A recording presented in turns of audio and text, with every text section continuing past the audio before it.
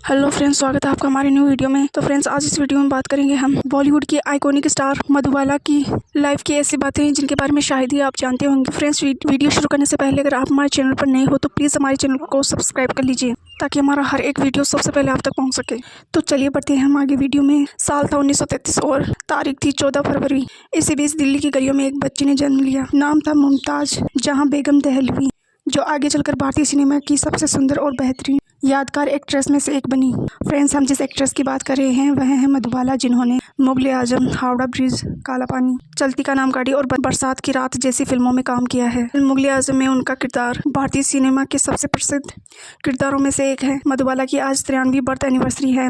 तो उनकी लाइफ से जुड़े कुछ किस्से जिनके बारे में शायद ही आप जानते होंगे। तो सबसे पहले हम बात करेंगे उनकी बायोग्राफी के बारे में। मधुबाला अत्ताउल्ला खान और आयशा बेगम की 11 संतानों में 5वीं संतान थी। उनके 11 भाई बहनों में से 4 भाई बहन बचपन में ही चल बसे थे। उनके पिता अताउल्ला खान पेशावर घाटी के स्वाबी जिले से थे और यूसुफजई पश्तूनी कबीले से संबंध रखते थे। वह दिल्ली में इम्पीरियल टेम्बेको कंपनी में नौकरी करते थे। फ्रेंड्स, आपको बता दें कि मधुबाला को बचपन से ही वेंट्रिकुलर सेप्टल दिल की बीमारी थी, जिसे हिंदी में दिल में छेद होना कहते हैं। उस समय इस बीमारी का कोई इलाज भी नहीं था, लेकिन मधुबाला के परिवार वालों को इसके बारे में कोई खबर नहीं थी। फिर उनके परिवार वालों की तो मधुबाला बचपन से ही ऐसे परिवार में रही है जहाँ सख्त अनुशासन, परंपराओं, भाव और पैसों की किल्लत, स्कूल की चौखट उन्होंने कभी नहीं देखी, लेकिन शब्दों और भावनाओं की भाषा उन्हें उनके पिता से मिली थी। उर्दू, हिंदी और पश्तो 3 भाषाओं पर उनकी पकड़ थी। तो आगे हम बात करेंगे कि कैसे मधुबाला ने आगे अपने करियर की शुरुआत की। आपको बता दें कि फ्रेंड्स, मधुबाला बचपन से ही सीन की एक्टिंग किया करती थी। वह अपने कमरे आईने के सामने खड़ी होकर सीन दोहराया करती थी। इसके साथ ही वह नाचती और खुद का मनोरंजन करती थी। पारंपरिक माहौल में पढ़ी लिखी होने के बावजूद उनका सपना फिल्म एक्ट्रेस बनने का था, जिसे उनके पिता शुरू में पसंद नहीं करते थे। लेकिन 1940 में एक वरिष्ठ अधिकारी के साथ दुर्व्यवहार करने के कारण उनको नौकरी से निकाल दिया गया था, जिसके बाद उनका फैसला बदल गया और उन्होंने मधुबाला को फिल्म इंडस्ट्री में काम करने के लिए सपोर्ट किया। लेकिन मधुबाला की मां को डर था कि अगर वह फिल्म इंडस्ट्री में काम करे उन्हें बहिष्कार का सामना करना पड़ेगा। लेकिन फिर भी मधुबाला के पिता अपने फैसले पर अड़े रहे। आगे हम बात करेंगे कि आखिर मधुबाला ने इतनी पाबंदियों के बाद भी अपने करियर को कैसे उड़ान दी। अपने पिता से एक्ट्रेस बनने का सपोर्ट मिलते ही मधुबाला ने फिल्म इंडस्ट्री में अपना करियर बनाने का प्रयास करने लगी। इसके बाद जल्द ही मधुबाला को खुर्शीद अनवर की रचनाएं गाने के लिए ऑल इंडिया रेडियो स्टेशन में मौका मिला। आपको बता दें कि जब मधुबाला वहां काम कर रही थी तब उनकी उम्र मात्र 7 साल की थी और इसी दौरान उनकी बॉम्बे टॉकीज के मैनेजर राय बहादुर चुन्नीलाल से पहचान हुई। चुन्नीलाल ने तुरंत मधुबाला की एक्टिंग देखकर उनसे इम्प्रेस हो गए थे और उन्होंने उनके पिता को बेहतर काम करने के लिए बॉम्बे जाने की सलाह। 1941 की तपती गर्मी थी। धूल से भरी पगडंडियों और उम्मीदों से भरे दिलों के साथ अताउल्ला खान अपने परिवार और नानी मधुबाला को लेकर बम्बई पहुंचे। सपनों का शहर मगर जेब में खनकते सिक्कों से ज्यादा खनकते अरमान थे। बम्बई पहुंचे तो वहां मालाड के एक कोने में एक साधारण सी गौशाला में उनका बसेरा हुआ। फिर बॉम्बे टॉकीज के मैनेजर चुन्नीलाल ने मधुबाला को फिल्म बसंत में एक छोटे से रोल के लिए साइन किया और इस काम के लिए मधुबाला को 150 रुपए का मेहनताना मिला था। जुलाई 1942 में रिलीज हुई फिल्म बॉक्स ऑफिस पर सुपरहिट साबित हुई। इसके साथ ही लोगों ने मधुबाला की खूबसूरती और उनके काम की भी तारीफ। लेकिन स्टूडियो को उस समय चाइल्ड आर्टिस्ट की जरूरत नहीं थी, इसलिए उनका कॉन्ट्रैक्ट खत्म कर दिया गया। निराश होकर खान परिवार को वापस दिल्ली लौटना पड़ा। दिल्ली लौटकर मधुबाला के पिता ने छोटी मोटी नौकरियां की। पैसों की किल्लत वैसे ही बनी रही। साल 1944 में किस्मत ने फिर करवट ली। देविका रानी ने फिल्म जवाहर बाटा के लिए फिर बुलावा भेजा, लेकिन मधुबाला को यह रोल नहीं मिला। मधुबाला के पिता ने हमेशा ही रहने का फैसला किया। इनका परिवार फिर बम्बई आ गया और मालाड में बस गया, जिसके बाद पिता और बेटी उम्मीद लगाए हुए स्टूडियो के चक्कर लगाते थे और इनके हालात इतने खराब थे कि बिना चप्पल स्टूडियो के चक्कर लगाते थे। यहाँ तक कि इनको कई बार बेंच पर बैठने तक से रोक दिया जाता था। कुछ दिनों बाद मधुबाला को स्टूडियो में 3 साल रंजीत मूवी टोन स्टूडियो में 3 साल कॉन्ट्रैक्ट मिला, जिसमें उन्हें हर महीने 300 रुपये मिलते थे। इस दौरान उन्होंने कई फिल्मों में छोटे रोल किए, जिनमें मुमताज महल जो 1944 में रिलीज हुई, अन्ना भगत 1945 में रिलीज हुई, राजपुतानी 1946 में, फुलवारी और पुजारी भी 1946 में रिलीज हुई। इन फिल्मों में एक्ट्रेस के तौर पर उनका नाम बेबी मुमताज। आगे हम बात करेंगे कि मधुबाला को कब फिल्मों में लीड रोल काम करने का मौका मिला। साल 1946 में चित्तौड़ विजय और मेरे भगवान जैसी फिल्मों में काम किया, जो उनकी लीड रोल के लिए पहला कदम था। लीड रोल के तौर पर उनकी पहली फिल्म दौलत थी, लेकिन यह फिल्म रुक गई। इसके बाद केदार शर्मा की फिल्म नीलकमल में उन्हें राज कपूर के साथ की भूमिका मिली। फिल्म मार्च 1947 में रिलीज हुई थी। फिल्म नीलकमल ने ही मधुबाला को उनकी पहचान दिलाई थी। मधुबाला ने इसके बाद भी कई फिल्मों में काम किया था, लेकिन वह सफल नहीं रही। और में मधुबाला ने काम पाने के लिए अपनी फीस भी कम कर दी थी, लेकिन परिवार इतना बड़ा था, इसलिए उन्होंने जल्द ही परिवार के लालन पोषण के लिए जल्द ही 24 फिल्में साइन कर ली। फिल्म नीलकमल में उनके काम से प्रभावित होकर देविका रानी ने उन्हें नया स्क्रीन नाम अपनाने की सलाह दी, जिसके बाद वह मुमताज से मधुबाला बन गई। आगे हम बात करेंगे कि आखिर मधुबाला ने कैसे स्टारडम की ओर अपना कदम बढ़ाया। फिल्मों में लीड रोल निभाने के बाद मधुबाला ने अपने करियर आगे बढ़ाने के लिए काफी मेहनत की। इसी के चलते साल 1998 में आई फिल्म लाल दुपट्टा से मधुबाला को पहली बार सफलता हासिल हुई। इसके बाद पराई आग, पारस और सिंगार जैसी फिल्मों में भी उनकी एक्टिंग की सराहना। 1949 में आई फिल्म महल ने उन्हें सुपरस्टार बना दिया। फिल्म महल के बाद मधुबाला को बड़े सितारों के साथ काम करने के लिए कई ऑफर मिले। आपको बता दें कि फिल्म महल में एक रहस्यमयी औरत कामिनी का किरदार निभाया था। फिल्म दुलारी जो 1949 में रिलीज हुई थी की सफलता के बाद मधुबाला को बेकसूर फिल्म जो 1950 में रिलीज हुई थी में काम किया था, जो हिट रही। हंसते आंसू रिलीज हुई जो उनकी पहली भारतीय फिल्म थी जिसे एडल्ट सर्टिफिकेट मिला। 1951 में उन्होंने बादल और सैया में काम किया, दोनों फिल्में सफल रही। इसके बाद तराना जो 1951 में रिलीज हुई और संग दिल जो 1952 में रिलीज हुई में एक्टर दिलीप कुमार के साथ उनकी जोड़ी बहुत सुपरहिट साबित हुई। तो आगे हम बात करेंगे मधुबाला के प्रोडक्शन हाउस और फिल्मी करियर में उनके संघर्ष के बारे में। 1953 में मधुबाला ने अपनी मधुबाला प्राइवेट लिमिटेड शुरू की थी। साल 1954 में फिल्म बहुत दिन हो गए कि शूटिंग के दौरान उनकी तबीयत खराब हो गई थी, जिसके कारण उन्हें आराम करना पड़ा और कुछ फिल्मों की शूटिंग रोकनी पड़ी। उसी साल उन्होंने फिल्म अमर में अपनी दमदार एक्टिंग की। फिल्म भले ही हिट साबित नहीं हुई, लेकिन उनके काम की काफी प्रशंसा हुई। साल 1955 में उनकी फिल्म नाता रिलीज हुई जो फ्लॉप हुई, जिससे उन्हें आर्थिक नुकसान का सामना करना पड़ा। इसके बाद फिल्म मिस्टर एंड मिसेज जो 1955 में रिलीज हुई। गुरुदत्त की इस फिल्म ने मधुबाला को फिर से सफलता दिलाई। फिल्म हिट रही और उनके कॉमिक टाइमिंग की खूब तारीफ हुई। इसके बाद उन्हें फिल्म नया दौर में काम करने का ऑफर मिला, जिसको director B R Chopra direct करने वाले थे, लेकिन आउटडोर शूटिंग को लेकर बी आर चोपड़ा और मधुबाला के बीच विवाद हुआ, यहाँ तक कि मामला कोर्ट तक पहुंच गया और कई महीनों तक चला।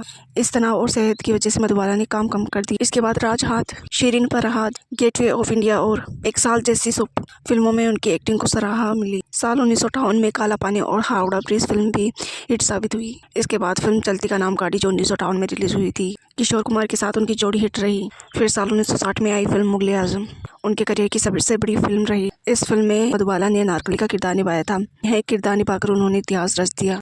इस रोल में उनके चेहरे के एक्सप्रेशंस, उनकी भावनाएं और लुक काफी तारीफ के काबिल था। भारी जंजीरें, कठिन शूटिंग और बिगड़ती सेहत के बावजूद उनका इस फिल्म में ऐसी दमदार एक्टिंग करना काफी अद्भुत था। जब फिल्म रिलीज हुई तो फिल्म ने बॉक्स ऑफिस के सारे रिकॉर्ड तोड़ दिए। इसके बाद वे बरसात की रात जो 1960 में रिलीज हुई, जमरू, बॉयफ्रेंड और हाफ टिकट जैसी फिल्मों में काम किया। आपको बता दें कि हाफ टिकट जो 1962 में रिलीज हुई थी, ये उनकी अंतिम सबसे बड़ी फिल्मों में से एक। इसके बाद 2 साल के ब्रेक के बाद उन्होंने शराबी जो साल 1964 में रिलीज हुई की शूटिंग पूरी की। यह उनके जीवन काल की आखिरी रिलीज फिल्म बनी। वहीं इनकी मृत्यु के बाद इनकी 1971 में इनकी फिल्म ज्वाला रिलीज हुई और वह इनका अंतिम स्क्रीन रोल था। आगे हम बात करेंगे उन बड़े एक्ट्रेस के बारे में जो मधुबाला की उनके मुंह पर तारीफ किया करते थे। मधुबाला इतनी खूबसूरत और इतनी टैलेंटेड थी कि उनके साथ काम करने वाले स्टार भी उनसे इम्प्रेस हो जाते थे। मधुबाला की बहन ने एक इंटरव्यू में बताया था कि एक फिल्म की शूटिंग के दौरान धर्मेंद्र जी ने मधुबाला को कहा था कि मैं आपको देखता हूँ तो डायलॉग भूल जाता हूँ। इस पर मधुबाला ने जवाब दिया था कि डरो नहीं, ऐसी कोई बात नहीं है, तुम बहुत खूबसूरत हो, तुम्हें पता है तुम एक्टर जोसेफ कॉटन जैसे लगते हो, तुम बहुत बड़े एक्टर बनोगे। यहाँ तक कि बॉलीवुड एक्टर शम्मी कपूर ने भी एक फिल्म के दौरान मधुबाला से कहा, मैम आप इतनी खूबसूरत क्यों है, आपकी शक्ल याद रह जाती है और बाकी सब भूल जाता हूँ। आगे हम बात करेंगे दिलीप कुमार और मधुबाला की लव स्टोरी के बारे में। दिलीप कुमार और मधुबाला का रिश्ता हिंदी सिनेमा की सबसे चर्चित कहानियों में से एक है। दोनों साल 1991 में फिल्म तराना की शूटिंग के दौरान एक दूसरे से मिले थे। दोनों की मोहब्बत फिल्म तराना के सेट पर परवान चढ़ी, जहाँ साथ साथ काम करते करते यह रिश्ता और गहरा होता गया। शुरुआत में मधुबाला के परिवार वालों को इस रिश्ते से कोई इतराज नहीं था, लेकिन समय के साथ सब कुछ बदल गए। दरअसल फिल्म नया दौर के दौरान डायरेक्टर बी आर चुनिट के साथ आउटडोर शूट ग्वालियर भोपाल के पास वहां करना चाहते थे, लेकिन मधुबाला के पिता अताउल्ला खान ने सुरक्षा के कारणों और दिलीप कुमार के साथ बढ़ती नज़दीकियों का हवाला देते हुए उन्हें शहर से बाहर भेजने से मना कर दिया। जब मधुबाला के पिता अताउल्ला खान ने मधुबाला को शूटिंग में जाने के लिए मना कर दिया, फिल्म के डायरेक्टर बी आर चोपड़ा ने कॉन्ट्रैक्ट के उल्लंघन का मुकदमा दर्ज कर दिया और एडवांस में दी गई राशि वापस मांगी। इस मामले में अदालत में दिलीप कुमार ने बी आर चोपड़ा के पक्ष में गवाही दी। दिलीप कुमार ने अदालत में खुलकर अपने प्रेम का इजहार करते हुए कहा कि वे मधुबाला से प्यार करते हैं और हमेशा करते रहेंगे। साथ ही उन्होंने ये भी कहा कि इस मामले में पिता का रवैया सही नहीं था। अदालत में मामला पहुंचने के कुछ दिनों बाद निर्माताओं और पक्षों के बीच में समझौता हो गया। इसके बाद मधुबाला के परिवार की ओर से अपेक्षा थी कि दिलीप कुमार मधुबाला के पिता को एक बार सॉरी कर ताकि उनके बीच कड़वाहट कम हो सके, लेकिन ऐसा नहीं हुआ, जिसके बाद पिता के कारण मधुबाला ने अपना 9 साल का रिश्ता खत्म कर दिया। बाद में फिल्म मुगले आजम में मधुबाला और दिलीप कुमार एक साथ काम करना पड़ा, जबकि वे निजी तौर पर दूर हो चुके और उनके बीच दूरियां इतनी बढ़ गई थी कि फिल्म की शूटिंग के दौरान भी दोनों ने एक दूसरे से बात नहीं की। फिल्म मुगले आजम की शूटिंग के दौरान एक सीन में सलीम बने दिलीप कुमार और अनारकली बनी मधुबाला को थप्पड़ मारना, जहाँ फिल्मों में ऐसे सीन नकली तरीके से फिल्माए जाते हैं, लेकिन दिलीप कुमार ने असली थप्पड़ मार दिया।